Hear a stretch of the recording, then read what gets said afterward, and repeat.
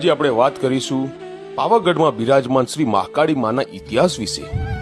પંચમહાલ જિલ્લાના હાલોલ તાલુકામાં આવેલ રમણીય પર્વત પાવાગઢ એ ગુર્જર ધરાનું પવિત્ર શક્તિધામ ગણાય છે।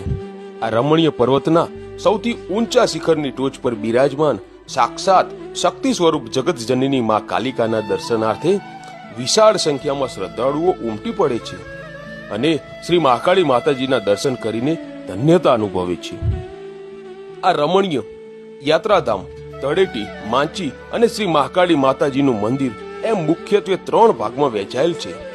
આ પર્વતની ટોચ પર બિરાજમાન આદ્યશક્તિ શ્રી મહાકાળી માતાજીનું મંદિર સૌથી ઊંચાણનો ભાગ રમણીયવાળો અને વિશાળ મેદાની વિસ્તારમાં પથરાયેલ છે। અહીં આવેલું છાશિયું અને દૂધિયું તળાવ તેમજ પ્રાચીન લકુલિશનું મંદિર ભાવિકોમાં વિશેષ મહત્વ ધરાવે છે। તો ચાલો મિત્રો જાણીએ પાવાગઢના